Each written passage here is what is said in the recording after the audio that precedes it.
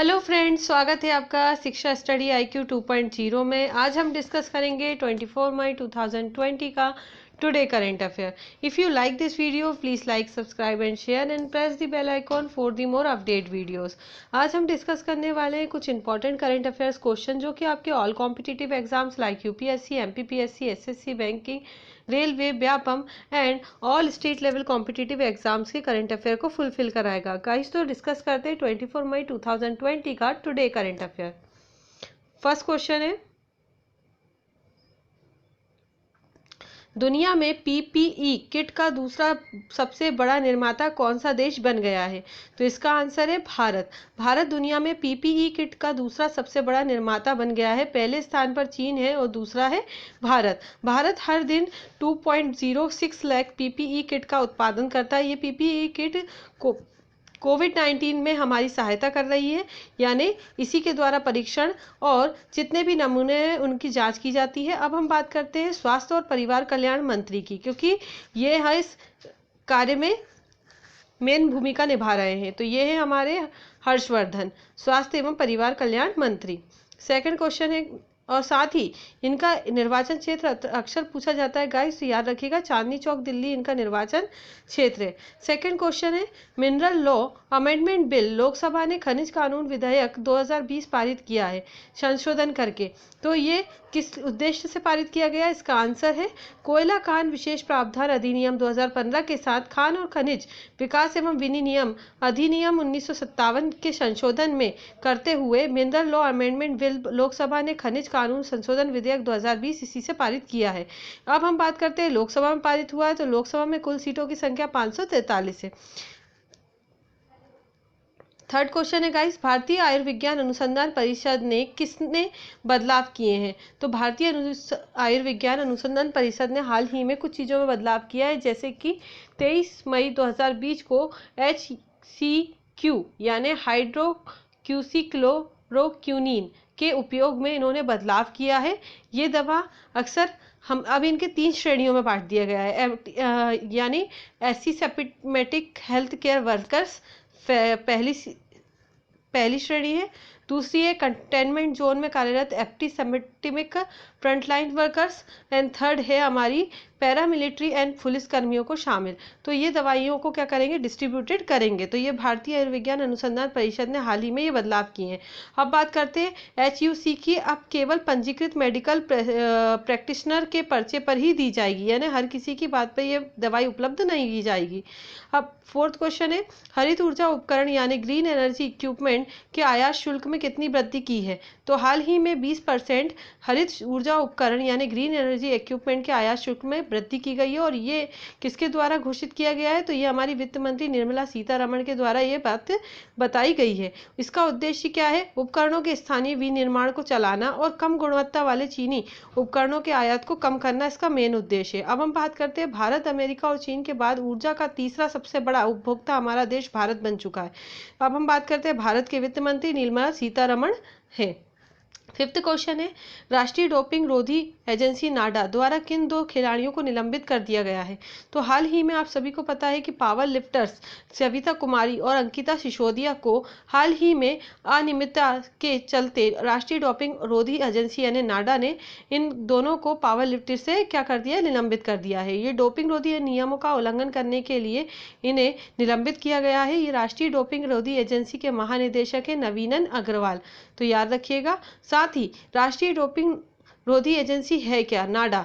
नाडा की स्थापना भारत सरकार द्वारा की गई है, जिसका उद्देश्य एंटी डोपिंग संगठन के रूप में कार्य करना, ताकि खेलों में हो रहे डॉप मुक्त किया जा सके, यानी इसमें जो भी डोपिंग चल रही है, जो भी भ्रष्टाचार चल रहा है, करप्शन चल रहा है, उसको रोका जा सके, इसलिए इसकी स्थापना की गई है। 6th क्वेश्चन है, सुपर चक्रवात अम्पन किन क्षेत्रों में आया है?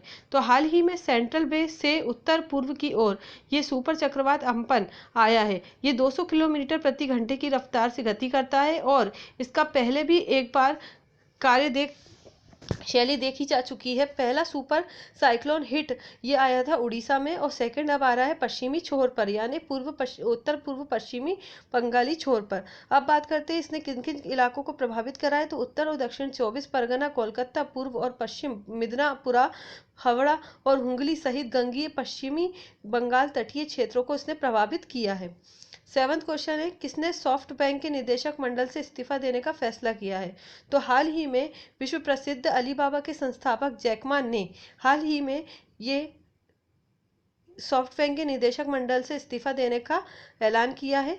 ये 13 वर्ष से कार्यरत है और निदेशक मंडल में कुल 11 सदस्य हैं, यानी 11 निदेशक शामिल हैं। अब हम बात करते हैं सॉफ्ट बैंक के। सॉफ्ट बैंक के सीईओ हैं मासायोशी शोन, और सॉफ्ट बैंक मुख्यालय है मिनोता सिटी, टोक्यो, जापान में इसका मुख्यालय है, और इसकी स्थापना हुई थी 3 सितंबर 1981 में। तो यहाँ पर सॉफ्ट बैंक के बारे में हमने पूरे क्वेश्चन डिस्कशन कर लिए गाइस। 8th को नियुक्त अध्यक्ष का नाम बताइए। तो हाल ही में इंडियन और स्टील एसोसिएशन के नव नियुक्त अध्यक्ष कौन बने हैं? दिलीप उम्मन।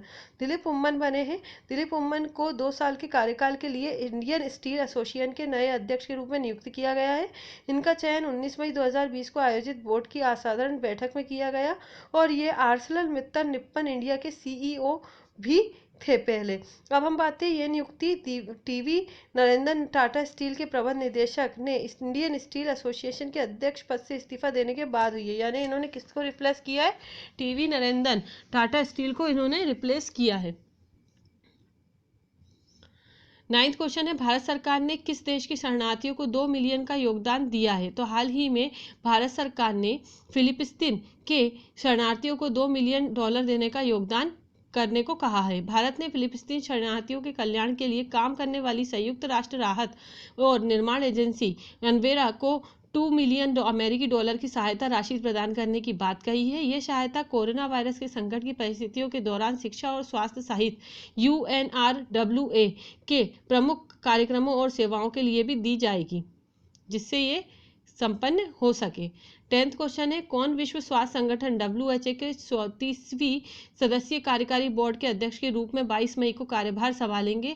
तो ये है केंद्रीय स्वास्थ्य एवं परिवार कल्याण मंत्री डॉक्टर हर्षवर्धन। इन्होंने किसको रिप्लेस किया है, यानी पहले कौन WHO के 34वें अध्यक्ष रहे थे? वे थे जापान के डॉक्टर हिरोकी नकटानी। इनको इन्होंने रिप्लेस करा है। अब हम बात करते हैं भारत इसमें WHO में कब शामिल हुआ? तो 12 जनवरी 1948 को WHO में शामिल हुआ। WHO का मुख्यालय कहाँ है? वर्ल्ड हेल्थ ऑर्गेनाइजेशन का मुख्यालय जिनेवा, स्विट्जरलैंड में है, तो याद रखिएगा। और इसके महानिदेशक है टेड्रोस एडहानोम, तो याद रखिएगा इंपॉर्टेंट फैक्ट।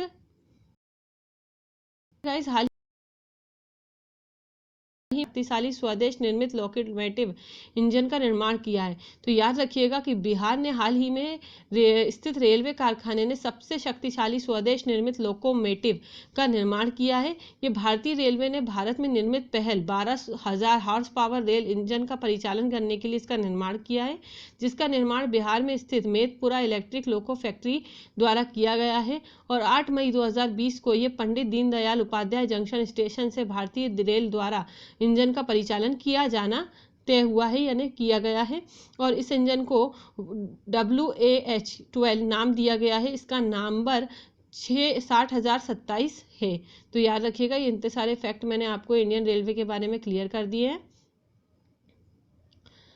अब इसी के साथ आज का हमारा करंट अफेयर समाप्त होता है। आई होप यू गाइज आपको करंट अफेयर अच्छा लगा हो। और इसी के साथ एक क्वेश्चन और मैंने आपके लिए ऐड किया है, ये है डिजिटल इम्यूनिटी पासपोर्ट के परीक्षण की शुरुआत करने वाला पहला देश कौन सा है? तो याद रखिएगा कि ये हाल ही में हमें एस्टोनिया कार्यस्थलों के लिए डिजिटल इम्यूनिटी पासपोर्ट के परीक्षण की शुरुआत करने वाला पहला देश बन गया है। ये तकनीक एक टीम द्वारा निर्मित है। इसमें global tech startup transfer wise और बोल्ड के संस्थापक भी शामिल हैं। ये कार्यस्थलों पर लोगों को सुरक्षित वापसी में सहायता करने के लिए इस पहल की शुरुआत की गई है, और परीक्षण डेटा को एक डिजिटल इम्यूनिटी पासपोर्ट द्वारा एकत्र किया जाता है। तो ये सारे फैक्ट मैंने आपको क्लियर कर दिए हैं। ये एक इंपॉर्टेंट क्वेश्चन मैंने और आपके लिए जोड़ा था। अब इसी के साथ आज का हमारा करंट अफेयर समाप्त होता है। आई होप यू गाइस आपको अच्छा लगा होगा। अब हमारे क्विज का टाइम आ गया। मैंने आपसे 23 मई 2020 को क्विज किया था कि इजराइल के नवनियुक्ति प्रधानमंत्री का नाम बताइए। तो इसका कुछ ऑप्शंस थे। Option first is Abdul Nazim, second is Mohammed Al Binne से, थर्ड इज बेंजामिन नेतन्याहू और फोर्थ इज यूली एडेल्सटीन। तो इसका सही आंसर आप सभी ने सही कमेंट करा है, Benjamin Netanyahu. Very good guys. इसी तरीके से करंट अफेयर्स पढ़ते रहिए, आप सही आंसर देते रहेंगे। अगर आपको कुछ भी प्रॉब्लम होती है तो आप मुझसे कंसल्ट कर सकते हैं। If you like this video please subscribe, like and share. ये आपके 110% करंट अफेयर्स के फुलफिल तैयारी करा रहा है। आपको बस रीड लर्न करना है और आप रोज़ का करंट अफेयर्स आपको सॉलिड मिल रहा है। तो इसी के साथ आज हम 24 मई 2020 का करंट क्विज करते हैं गाइस। किसने चैलेंज कोविड-19 प्रतियोगिता C3 की घोषणा की थी? तो इसके ऑप्शन है, first is ICSR, second is WHO, third is NIF और फोर्थ इज SBI। तो आपको इसका आंसर कमेंट करना है। ये बहुत ही इंपॉर्टेंट क्वेश्चन है कोविड-19 के ऊपर। ठीक है गाइस, तो इसका कमेंट कीजिएगा आंसर। आंसर गलत होता है कोई बात नहीं, सही होता है तो ये आपके लिए एक कॉन्फिडेंस बनाता है कि आप सही आंसर दे रहे हैं अगर आप पढ़ रहे हैं तो। प्लीज़ गाइज, इसलिए आप अच्छे से लर्न करिए और अच्छे से आंसर दीजिए। If you like this video please like, subscribe and share and press the bell icon for the more update videos. Thank you guys, have a nice